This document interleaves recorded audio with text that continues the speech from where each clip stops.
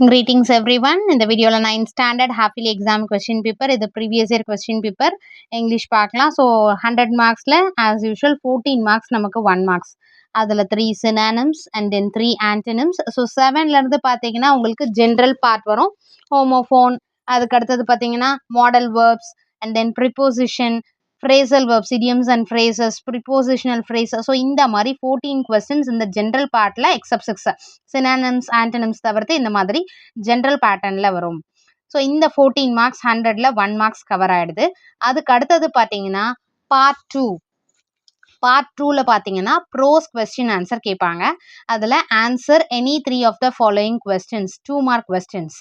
So நமக்கு வந்து prose related questions important questions video போட்டிருக்கோம் இல்லையா? ஸோ இம்பார்ட்டன்ட் கொஸ்டின்ஸ் வீடியோ நீங்கள் வந்து பார்த்துருந்தீங்கனாலே எது வந்து ஃபர்ஸ்ட் ப்ரெஃபரன்ஸ் கொடுக்கணும், எந்தெந்த கொஸ்டின்ஸ் இம்பார்ட்டன்ட் கொஸ்டின்ஸ் நீங்கள் கவர் பண்ணிங்கனாலே இந்த கொஸ்டின் பேப்பருக்கான ஆன்சர் நீங்கள் சென்டம் எடுத்துடலாம். ஸோ ஈவன் நீங்கள் ஹாஃப் இயர்லி எக்ஸாம் போய் எழுத போகிறீங்களே அதுலேயும் வந்து சென்டம் ஸ்கோர் பண்ணுறதுக்கான பாசிபிலிட்டிஸ் 99% இருக்குது. ஸோ நீங்கள் போடுற ஹார்ட் ஒர்க்கில் தான் இருக்குது உங்களோட marks. So important questions overall cover பண்ணிவிடுங்க. அதுக்கடுத்து செக்ஷன் 2 போயட்ரியில் பார்த்தீங்கன்னா answer any 3 of the following questions. இது வந்து போம்ல இருந்து appreciation questions. So each one carries 2 marks. So poem appreciation questions இதுவும் நம்ம வந்து இம்பார்ட்டன்ட் கொஸ்டின்ஸில் poem wise unit 1 unit 2 wise நமக்கு இம்பார்ட்டன்ட் கொஸ்டின்ஸ் மார்க் பண்ணியிருப்போம். செக்ஷன் 3ல பார்த்தீங்கன்னா கிராமர் பார்ட்டில் 3 into 2 6 மார்க்ஸ். ஸோ எனி 3 உங்களுக்கு வந்து வாய்ஸ், ஸ்பீச், ரிலேட்டிவ் ப்ரொனவுன், அடுத்தது simple complex compound and then punctuation. So இதில் வந்து எது கிளியராக தெரியுமோ அதில் எனி 4 அட்டென்ட் பண்ணுங்க. அதுக்கு அடுத்தது பார்த்தீங்கன்னா செக்ஷன் 4ல ரோட் மேப் கம்பல்சரி இதில் 2 மார்க் நீங்கள் ஸ்கோர் பண்ணிடணும். நம்ம அந்த கம்பல்சரி பார்ட்டில் மெமரி போம், சினானிம்ஸ், ஆன்டனிம்ஸ், கிராமர் பார்ட், அடுத்த ரோட் மேப்லாம் வருது இல்லையா? ஸோ அதனால் ரோட் மேப்பை அந்த ஜென்ரல் இன்ஸ்ட்ரக்ஷன்ஸ்லாம் கிளியராக எழுதுங்க. பார்ட் 3ல ப்ரோஸோட paragraph question. So general paragraph question already நான் வந்து மெமரைஸ் பண்ண சொல்லியிருந்தேன். ஸோ ஈச் ப்ரோஸில் ஒரு பேராகிராஃப் கொஸ்டினும் போமில் ஒரு பேராகிராஃப் கொஸ்டினும் நீங்கள் மெமரைஸ் பண்ணிட்டீங்கன்னா ஒரு பேராகிராஃப் காமன் பேராகிராஃபாக நான் சொல்கிறேன். ஸோ அப்படி இருந்தால் உங்களுக்கு பேராகிராஃப்லேயே 10 மார்க்ஸ் வந்தது பாருங்கள். ப்ரோஸில் பேராகிராஃப்க்கு 10 மார்க்ஸ் கொஸ்டின் அண்ட் தென் போமுக்கு வந்து 10 மார்க் கொஸ்டின்ஸ் பேராகிராஃப் கொஸ்டின்ஸ் படிச்சிங்கனாலே. அதுக்கு அடுத்தது இந்த போம்லேயே வந்து 4 கொஸ்டின்ஸில் 2 பேராகிராஃப் கொஸ்டின் கேட்டிருக்காங்க. 2 கொஸ்டின்ஸ் பார்த்தீங்கன்னா அதில் ஒரு போம் ஸ்டான்சாஸ் கொடுத்துட்டு லைன்ஸ் கொடுத்துட்டு rhyming words, rhyming scheme, figure of speech, alliterating words. So இதை கேட்குறாங்க. காமனாக இது கண்டிப்பாக வரும். அதுக்கு அடுத்தது போம் லைன்ஸ் கொடுத்துட்டு paraphrase the following stanza. So அதோட எக்ஸ்பிளனேஷன் எழுதுகிற மாதிரி இங்கே உங்களுக்கு எது வந்து ஈஸியாக இருக்கோ அதை நீங்கள் சூஸ் பண்ணிக்கோங்க.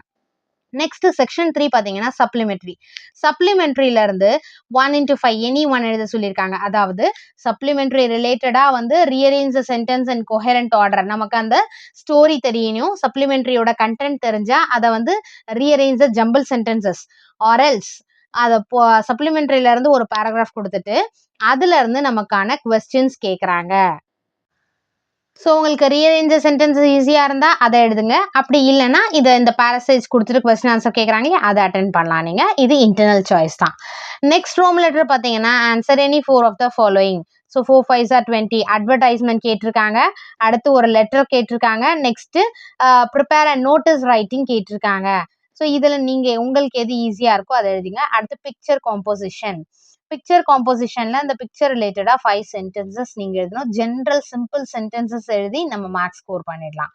அடுத்தது note making or summary writing எழுதலாம். 44 பார்த்தீங்கன்னா ஸ்பாட் த எரர், அதாவது எரர் ஸ்பாட்டிங், எரர் கரெக்ஷன் பண்ணணும்.